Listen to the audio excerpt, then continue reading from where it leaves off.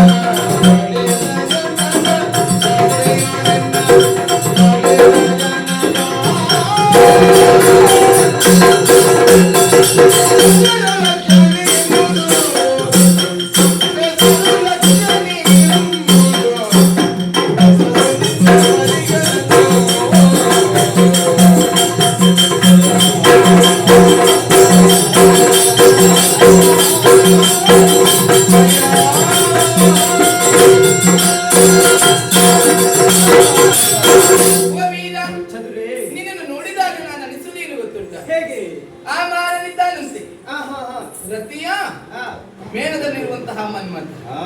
ಅವರ ಮೇಳ ಬಿಟ್ಟು ಹೋಗ್ಲಿಕ್ಕಿಲ್ಲ. ಹೋಗ್ಲಿಕ್ಕಿಲ್ಲ. ಹಾಗಿದ್ರೆ ರತಿಯನ್ನು ಬಿಟ್ಟು ಮಾರ ಈ ಕಡೆ ಬಂದ ಬರಬಹುದೇ?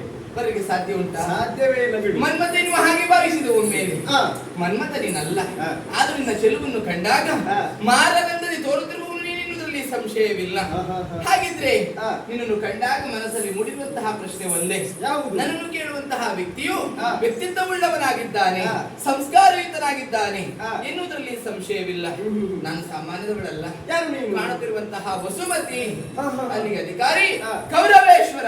ಹೌದು.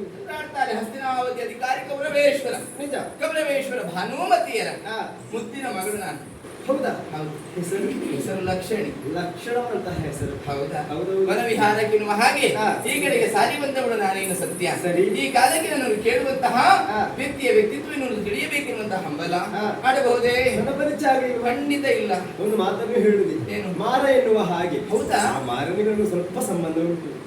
ಮಾರನಿಗೆ ಮಕ್ಕಳ ಮಕ್ಕಳಾಗಲಿಲ್ಲ. ಅವ ಇದ್ದವರೆಲ್ಲ ಒಂದು ಬರ್ತಾನೆ. ಅವನದ್ದು ಎಂತ ಕತೆ ತೋರ್ತೇನೆ. ಮಾರನಪ್ಪ. ಈ ಕೃಷ್ಣನ? ಅಯ್ಯೋ ದೇವರೇ. ಹಾ. ಯಾವ ಕೃಷ್ಣ? ಹೌದು, ಮಾರನಪ್ಪ ಕೃಷ್ಣ ಅಲ್ವಾ? ಹೌದು, ಕೃಷ್ಣ ಹೌದು. ಕೃಷ್ಣ ಪರಮಾತ್ಮ. ಆ ಕೃಷ್ಣ ನಾನಲ್ಲ. ಬೇರೆ ಕೃಷ್ಣನ? ಛೇ.